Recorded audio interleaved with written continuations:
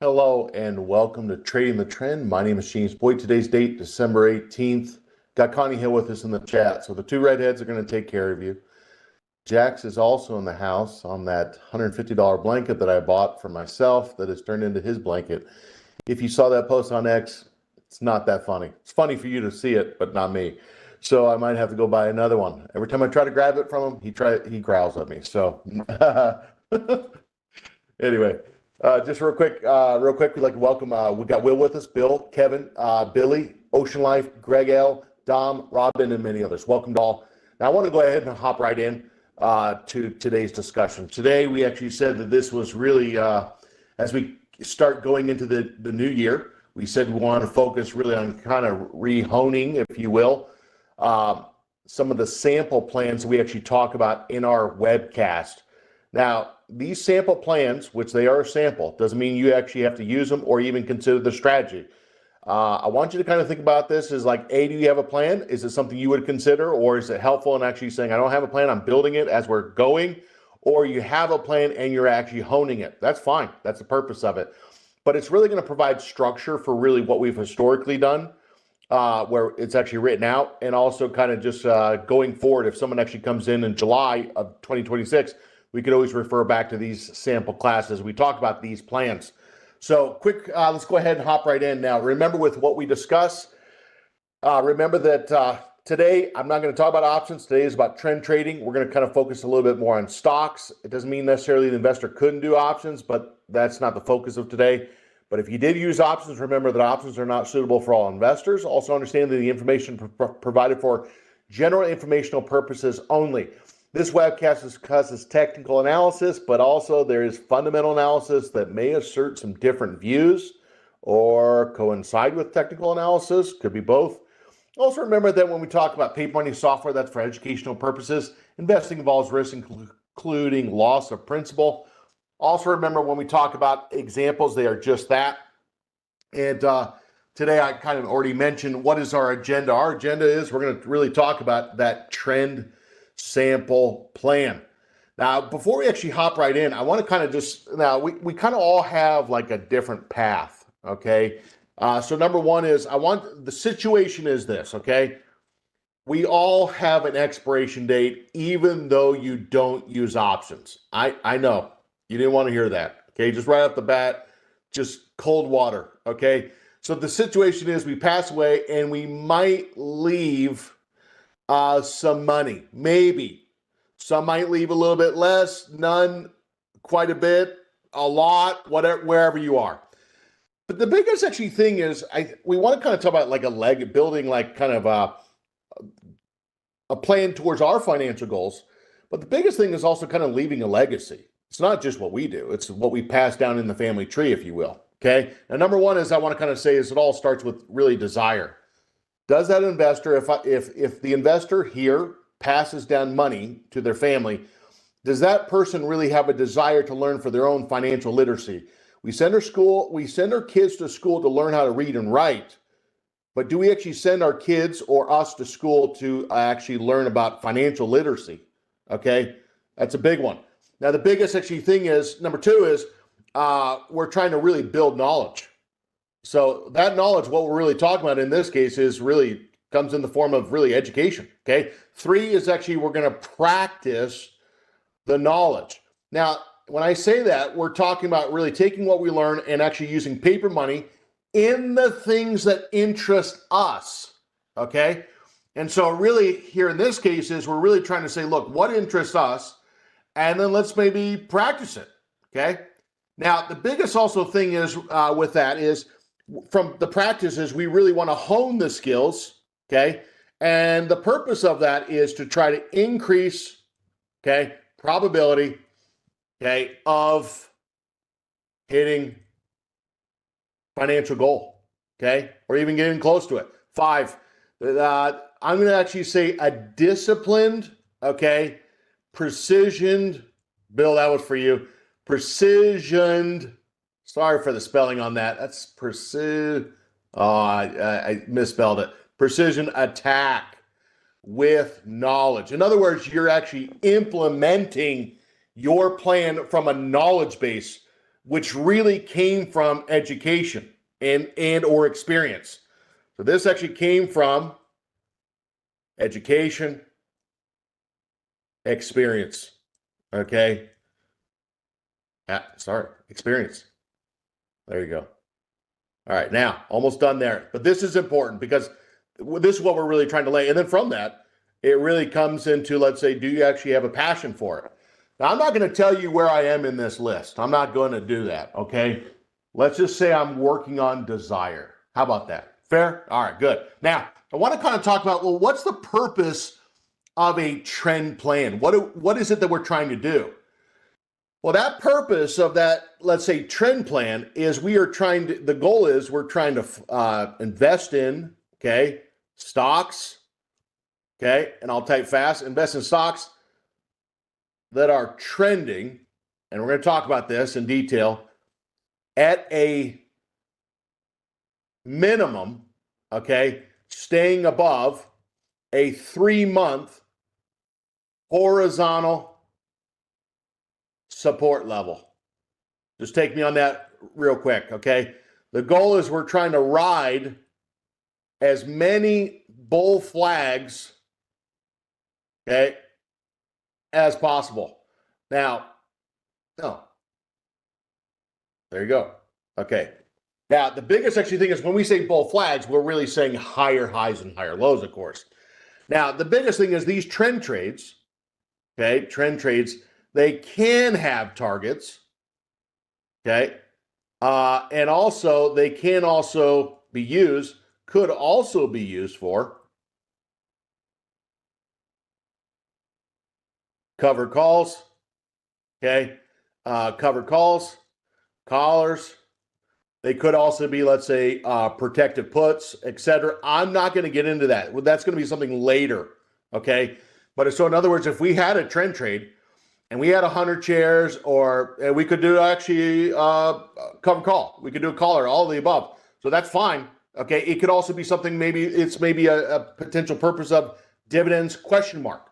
Now remember, with dividends, they're not guaranteed indefinitely. They can change. So the biggest actually thing is, why did someone actually do the trend trade? Maybe they wanted the trend, they wanted the dividends, maybe they wanted it for the potential cover call, the collar, the protective put, things like that. So the biggest actually thing is, that's kind of the intention. Okay, so price appreciation / the income. Now, I want to actually go back to just real quick is when to consider the application. Well, we actually said before is when to consider the application is in really trend 2, trend 3, and I'm going to asterisk 4. So if you're buying in trend 4, and by the way, if you said, well, how would I be able to see what trend it is? Go back and look at the trend chart. I'm going to write tool, trend chart. Okay. Trend chart. Okay. Now, the biggest actually thing here is we're trying to enter when VIX is up.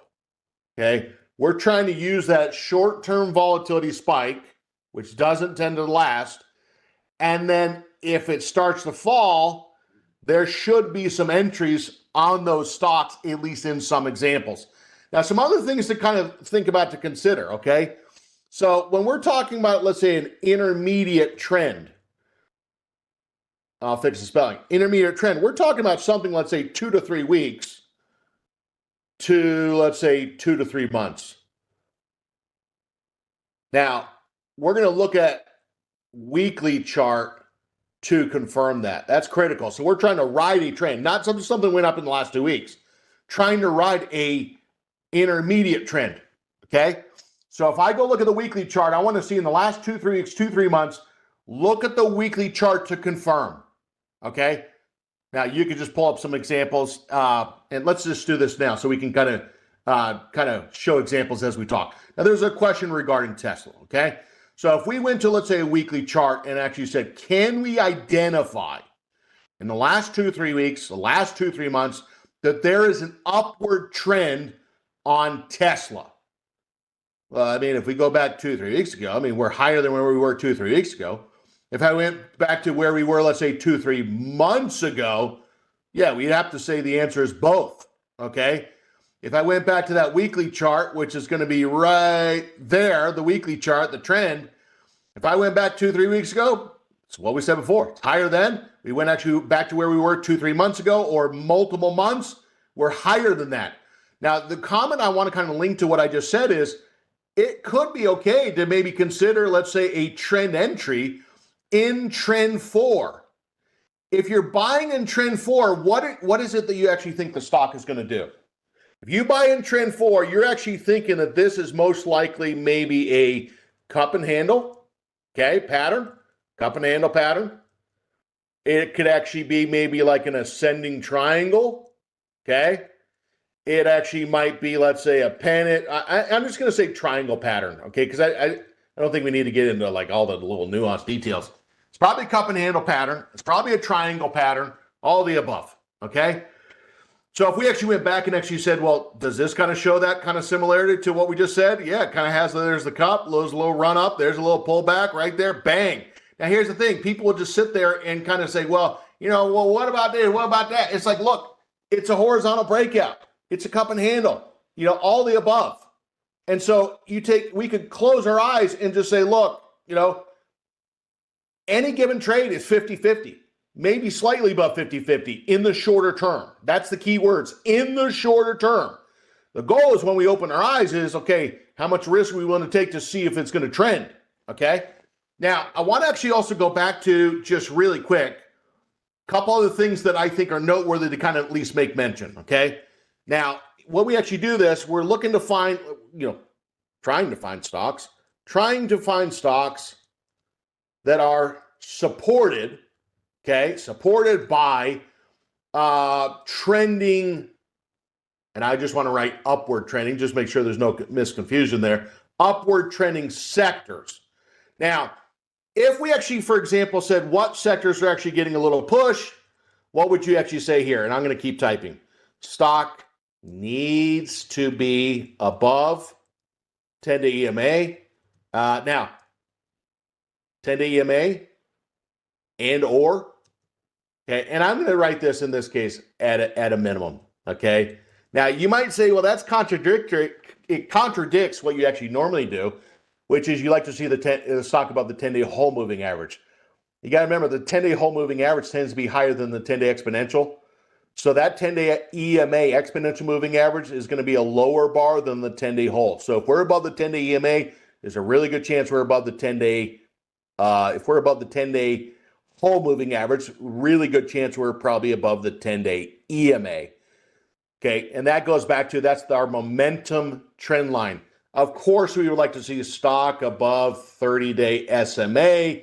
That might not be as applicable if doing a trend reversal trade, and we'll just call it a diagonal breakout.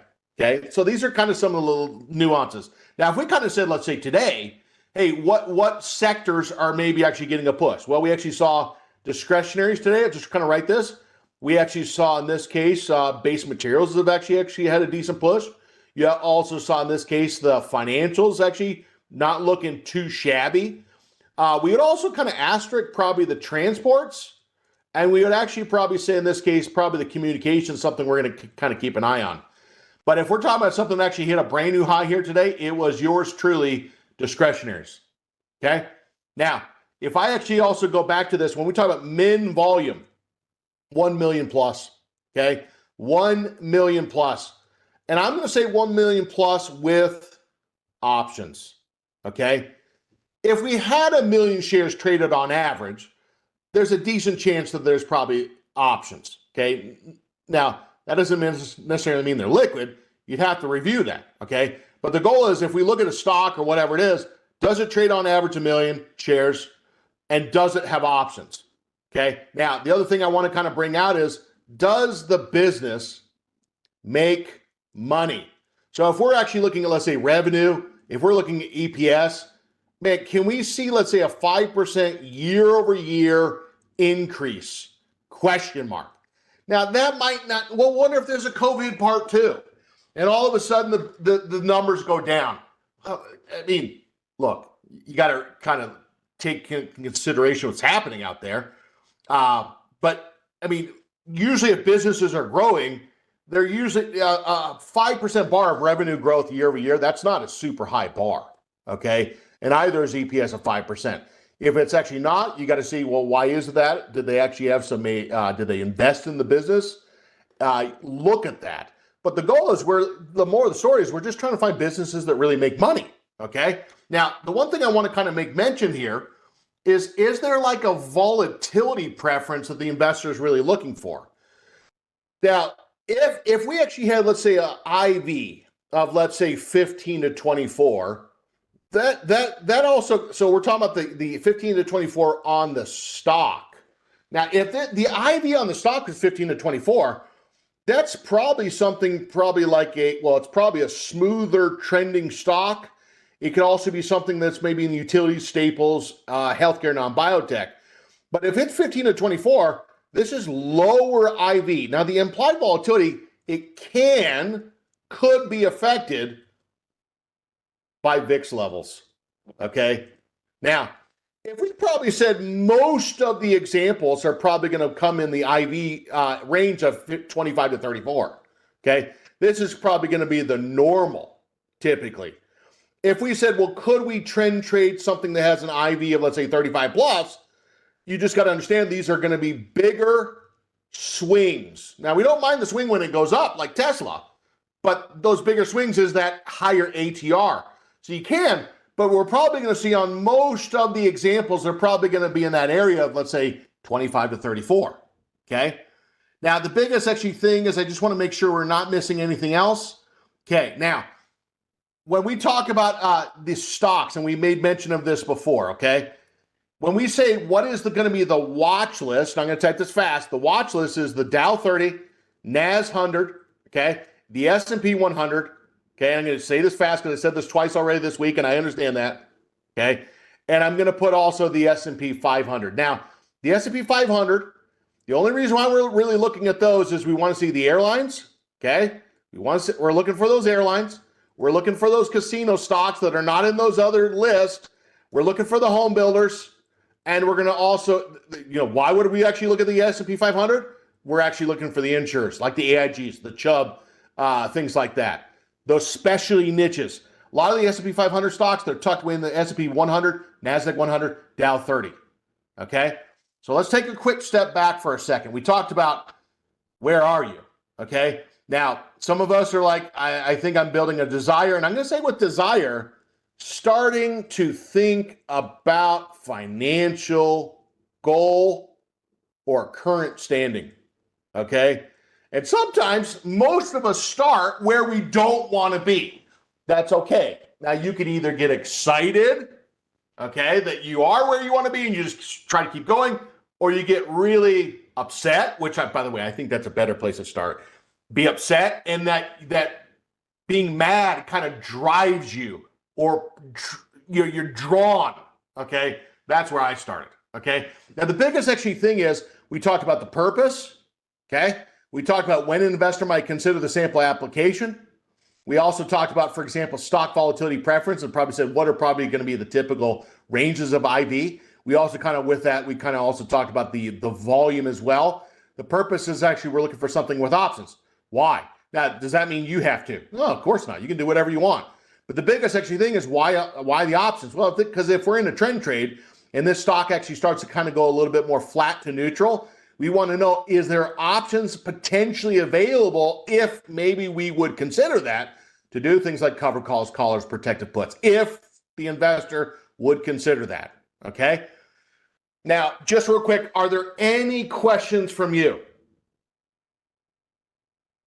All right, now, I see one of the questions that goes right into kind of the next bullet point that we're going to discuss just real quick, okay? Now, I can't have anything prepared, so I just got to put a little heading of what we'll talk about, and then we got to fill it in as the class goes. So now, how to find the trends. Now, let me kind of use kind of like, in this case, a little pencil here, okay? I think about this like a funnel, okay?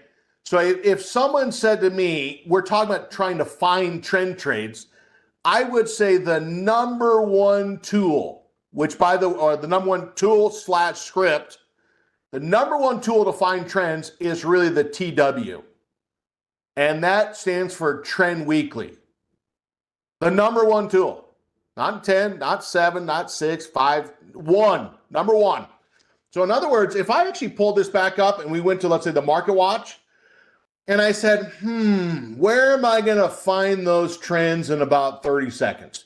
Well, if I went to, let's say, sectors real quick, and I said, where am I likely going to find, and we're talking about upward trends here, just to be clear. Well, if I actually went and said, am I likely going to find some upward trends if the trend weekly is 5? Well, probably going to be a little bit more of a struggle, okay? If we're looking on the trend weekly, it's showing 5 right now. That is really probably showing something in this case. Don't die, computer. My other computer. Okay, don't die. Now, that trend weekly is 5. So it's actually saying, hey, it might have been trending, but it's dropped down below that shorter term moving average, at least right now. So it's kind of it's cooling the momentum. If we actually said, man, what we're going to do is going to go look at real estate, which is in trend 1. Man, tough, okay? So if we're looking for trends, we're probably going to go say, look, trend weekly, 3. Trend weekly, 3. Trend week, the staples is even trend 2. That is something that was down that is now starting to turn back to the upside, or at least trying to. So I would actually say go looking for the trend weeklies. And on the trend weeklies, like what type of trends are we looking for? 2, okay? 3 is going to be something, again, we call that bull flag mania, where we've really made higher highs and really actually higher lows. So I'd be looking actually, and investors that have experience would say, look, I'm going to go look at the trend weekly column. From there, you actually really go to say, okay, so at least we actually have the back, if we actually get trend weekly actually showing, let's say, a 2 or 3, and I'll also include 4, now we're actually saying, look, on the trend daily, do we have that as well? Same thing, 2, 3, 4. So it goes back to, we're trying to find a stock where there is at least been a trend for such an extent where it's showing it on the weekly chart first. Okay? So if we actually said, hey, if we went back and actually look at discretionary for a second, trend weekly is 3, and on the daily it's 3. So what does that look like on the chart? Well, let's show us, okay? Go back to IXI. What does it look like? And you're going to see, here's what it looks like. We are on the weekly chart. That's what it's showing, okay? So on the weekly chart, trend 3. On the daily chart, when I go back to the daily chart, that's what that actually looks like. Now, does that guarantee it's going to go up as soon as I get in? No, it doesn't. It's just saying that that's where it is at the point of time. You're trying to actually get in and trying to ride that trend. Now, number 3. Number 3 is how do we find the trends? Number 3 is actually how to find the trends. Is just quickly, it's looking at the RS.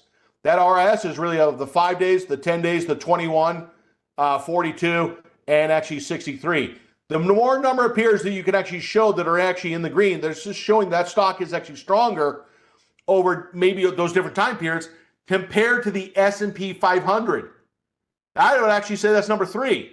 How to actually find stocks. So how many scans have we ran? 0. We didn't run any scans. Remember, the column heading is a scan. Now, James, I liked your golf voice better yesterday. I don't play golf. I said that yesterday. So I'm going to stop with the golf voice. JB is going back to retro himself right now. Now, so here's the deal.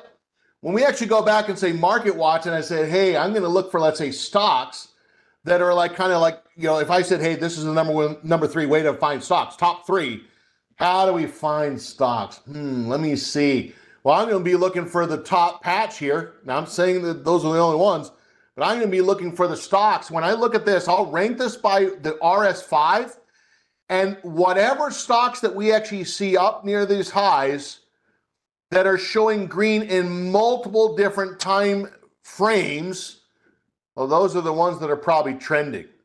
You don't need to run 52 different searches. Look at the trend weekly. Look for anything that's showing 2, 3, or 4. Second, look at the trend daily. Anything that's showing 2, 3, 4. Look at the relative strength. Anything that's showing more pockets where there's more pockets of duration of time where it's been green, green, green, green. Anything showing more green, that's actually probably telling us that there's been stronger what? Your favorite word? Survey says trends. Correct. Okay. Now, let's actually go back to this. No, but James, that's not, when we say we find those trends, what is it that we're actually trying to get to? The answer is we're really trying to get to, in this case, what we call the bounces. Okay, I'm not going to get into this a ton because we're going to come to it. We're trying to really get to the bounces. And those bounces we just really call the holds. So I think of it like a funnel.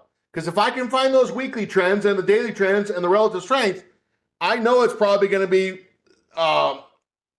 easier to find the bounces, the breakouts, and I'm going to write the crossovers. Okay? So what's this drawing? Let me just be clear. I call it a funnel. If I find the weekly trend, the daily trend, the relative strength, the chances of seeing bounces, breakouts, and crossovers, X for crossovers, and I'm also going to include flags, which, by the way, could that be a bounce? Yes. And let me actually take that and let me move that over. Could the bounces be a flag? You better daggum believe it, okay? You'd also say, could we also say, in this case, that a flag is a breakout? You better daggum believe it, okay? So, but some people like to kind of isolate that, but we would say that's kind of just going back to bounces and breakouts, but we'll isolate that so we all feel better. Now, I want to actually kind of talk about this money management for just a second. Now, this is big. I'm going to tell you, you can know everything about the stock market, but if you're not comfortable to, for example, like what are you willing to invest and risk, you'll sit there like deer in the headlights. Now, how do you know that? I knew a guy. He even looked like me. Okay. Now, I just want to make mention of one thing that we already talked about this week, and I'm not going to get into the detail, but we had an IRA account that had $150,000 in it. We did a methodology or kind of set it up where 80% was really stock, 20% options. Okay. So it was really 80% stock and then 20% option. Let me speak to this for just a second. Okay. So if we have, let's say, 20% of 150,000, that really means we actually have $30,000 that would actually be allocated or enveloped for options. Well, here's the deal. Wonder if we did like a whole bunch of verticals where they were taking $250, $500 worth of risk. How many verticals could we actually do with $30,000? And the answer is a lot. A lot. Okay? Now, with the 80% of the 150,000, it's going to be 120,000. And how many stocks are we trying to maybe consider? Now, it's not always going to be just like perfect like this, because some might be a little bit more, some might be a little bit less. We might round to the nearest 100 shares and so on. We might dollar cost average. But if we say, hey, we're trying to squeeze maybe a potential 10 trades out of that, 10 trades, potentially, might be less, might be slightly a little more, okay? Well, if we did 10 trades out of 120 is going to really give us $12,000 a trade. Well, again, it's not always going to be $12,000, okay? But it might be in the ballpark of there. $12,000 on 150, that actually means, and this is the same as last year, that would actually be about 8% cap of the total portfolio value. So if we actually bought a $12,000 position, example given Tesla, and we said, well, that $12,000 is how much of the portfolio? Well, $12,000 out of $150,000, 8% of the portfolio. Okay? Does that make sense? We're talking about of the portfolio. So there's the breakdown there. So I know if we're kind of putting a portfolio together, if we're actually doing a stock position, I already know the budget at the most is $12,000. If we dollar cost average by half and half, $6,000 a piece, can't be more than $12,000. $12,000 is going to be 8% of the total. Now, super quick. When we also talked about, for example, the breakdown, I'm just going to say that in those accounts, we're going to risk, and I mentioned both percentages. So that way we can be consistent on both. We're going to say that we're going to risk no more than 0.75%. So 0.01 would be 1%. 0.75% is 0.0075. So if we're talking about the IRA, we're really saying, hey, look, that's going to be 1125. And the margin account, just so we can be consistent, is going to be right about $300. Okay. How'd you get the $300? Well, the margin account was $40,000 times 0.0075, 3/4 of 1%, 300.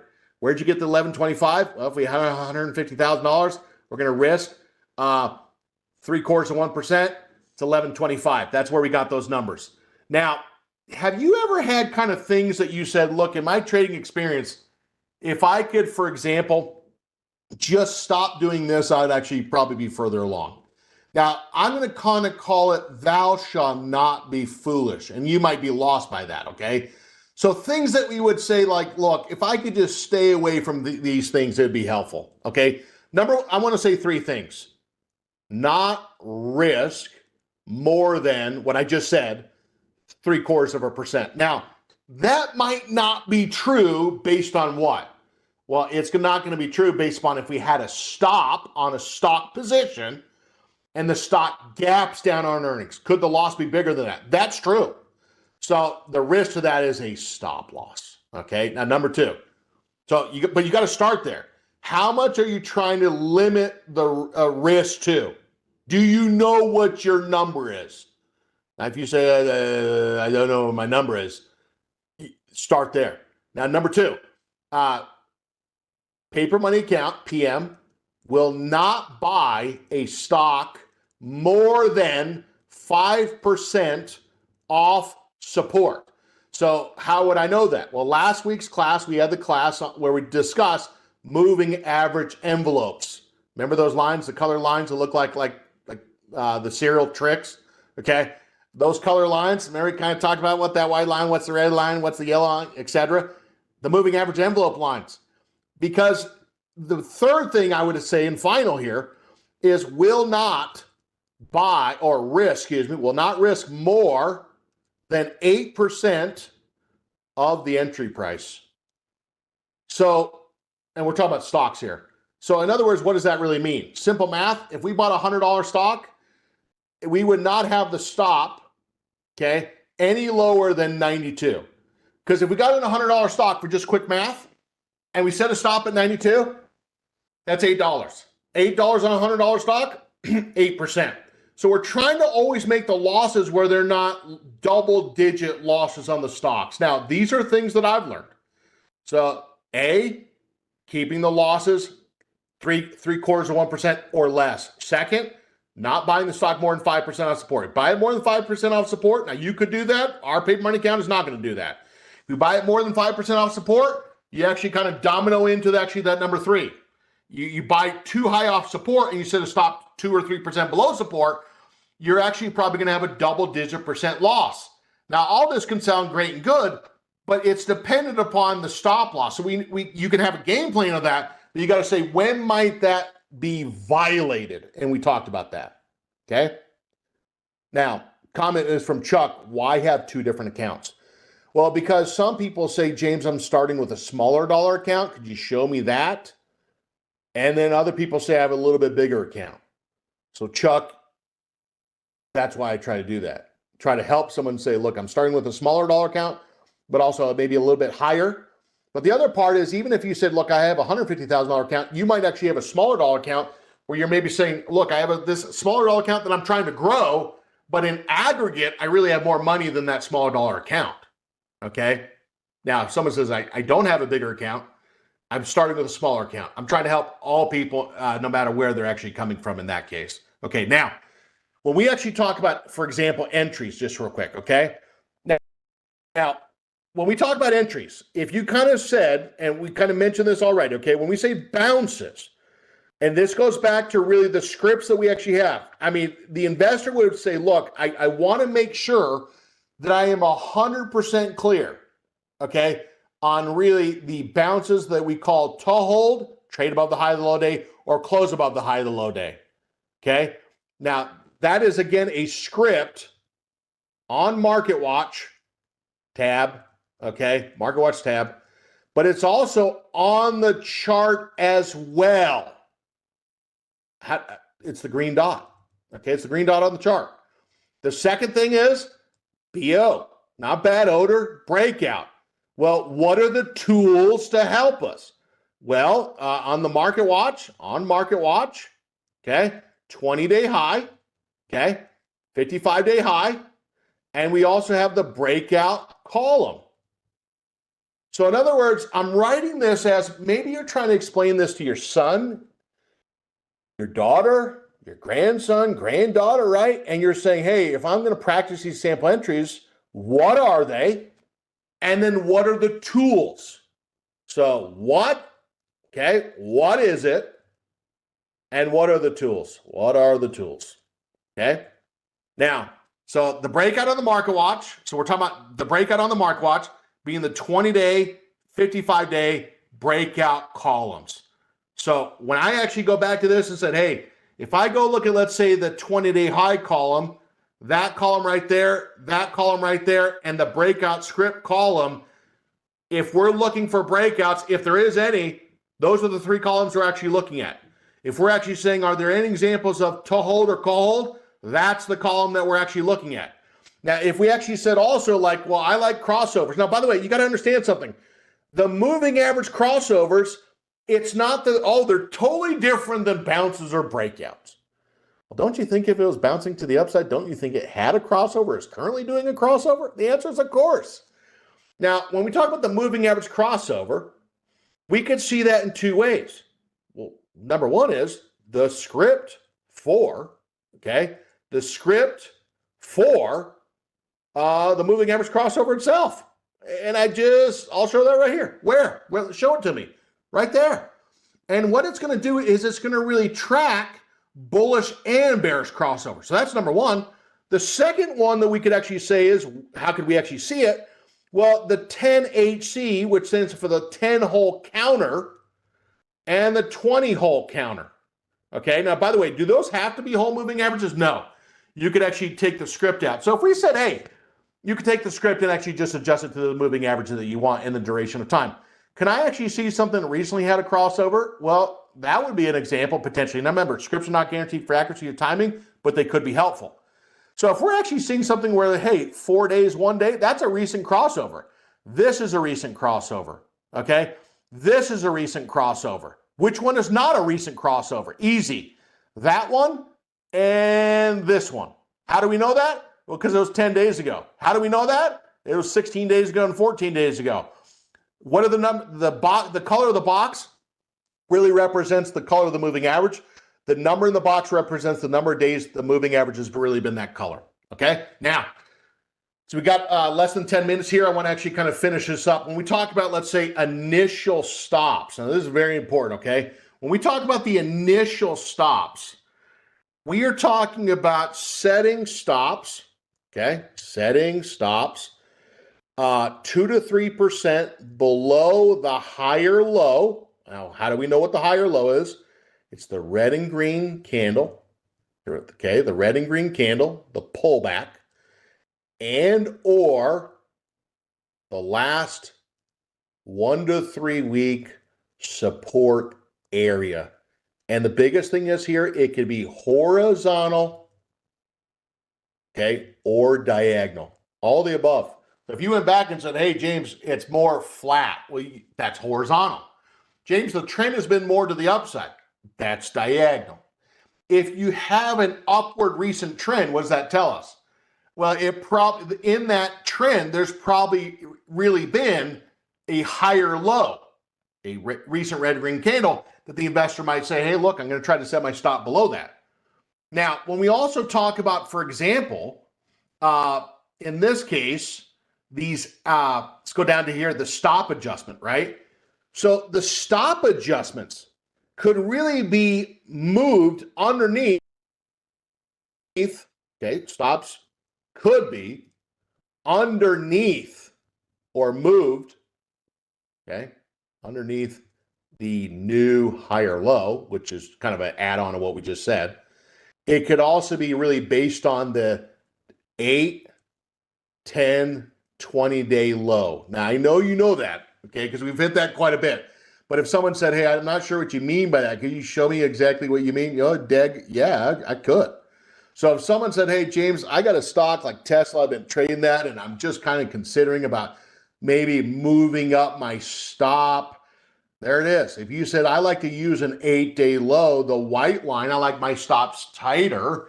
Well, if that line is actually going up, it's telling the investor, showing the investor that, hey, it could be moved up. Now, why have different durations of time? Because not all of us trade the same duration, but the point is the same, okay? Now, the other thing we would actually say there, so this is a visual view on the chart, okay? Now, the biggest thing we would also say is the reward, okay? Reward to risk stops. What do we mean by that? If the stock gets within 1 to 2% of the target, okay, the investor says, look, I'm going to do a 1-to-1. If I'm trying to make $1, I'm actually not going to give back more than $1 from the high. Or if I'm trying to make $1 remaining, I'm not going to give more than $1.50 back from the high. We've gone over that. We're just stating that. Now, when we actually talk about, let's say, potential exit signals, if we're talking about really trading the trend, the violation really occurs when the stock really breaks, in this case, really the I'm going to say this, the 3-month horizontal support level. If we break the 3-month horizontal support level, that's really saying that we're probably not trending anymore. So if we went like this, and let's say all of a sudden we were doing fine, and all of a sudden we go down like that, what is that saying? Well, if we break the 3-month horizontal support level, that right there is a lower low. So if you're saying, I'm trading the trend, well, you're not trading the upward trend. You're actually now holding in the downward trend. So if you look and see, for example, when that stock really maybe lost the mojo of the trend, it's really when you break about the duration of time, about 3 months. Now, James, what happens if you had a stock like Caterpillar that kind of, in this case, had like an upward trend like that? Well, instead of saying the language like horizontal support, you'd say diagonal support. That just says that you were lucky to really ride that nice upward trend. We can take that out and say the diagonal support. But the reason why I said the horizontal support at first is because that's where we had multiple equal lows. And if we're actually now breaking those, we now have to really bring into question, is this really trending? And this is not upward trending anymore. Now it's making lower lows. Now, these are some of the major points that I wanted to bring out in terms of a trend trade plan.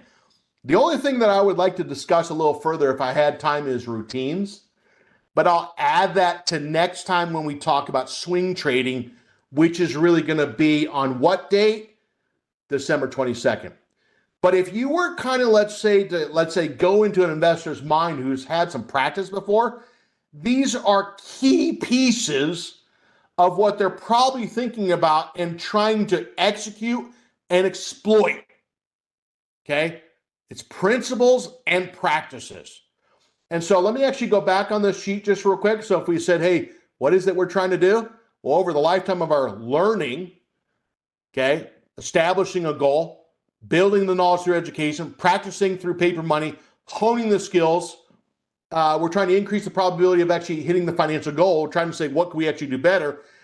Discipline, precision attack that came from education and then from experience, yours, and then that actually turns into potentially passion, which is the fun stuff, okay?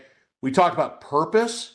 We talked about when to consider the sample application. We talked about maybe some of the stock volatility preference and the volume. What are the watch lists that we're going to be using? How do we actually find the trends through what we call the funnel? How do we actually, what's kind of the money management in terms of, let's say, the breakdown of, let's say, stocks to options? How much risk are we potentially going to take on those different accounts? What are some of what we would call thou shalt nots? Like if I could stay away from these, this would be extremely helpful not to do damage to myself, many investors might say. What are those sample entries? What are those initial stops? Stop adjustments after the trade has already been entered? And lastly, When does this trade all of a sudden just maybe start to break down? We flag horizontal support over a 3-month period of time and diagonal. The sad part is I'm out of time. But this has really put down some heavy concrete with rebar. When we do these trend trades, we're going to try to be executing what we actually discussed. Okay. Now, what would be like your homework assignment? I would really go back and really kind of review this. Think about the plan that you don't have, if that's where you are. Think about the plan that you do have, and maybe are there any adjustments that you actually might want to actually consider as we actually go into the new year. Now, quick reminder that just because the new year is the new year, that doesn't mean all of a sudden life is going to change for somebody just because the year changed. It's usually the person changed and they actually got better and they actually tried to ride the trends that the market gave them. Now, remember that link that I just sent to you in the chat, that's a link for this class where you can actually find the class that will be posted. So I'm out of my time here today. Coming up next, we actually got the class on short verticals. Cameron will be doing that. I'll be doing the chat. Join us there. And I'd also like to thank Connie for answering those questions in chat. Connie will be teaching the class on selecting an option strategy. With that said, remember with what we discussed, it was done for example, illustrative purposes only. All investing in has risk. And stay tuned for our next class coming up right at the top of the hour. Thanks so much. Take care. Bye-bye.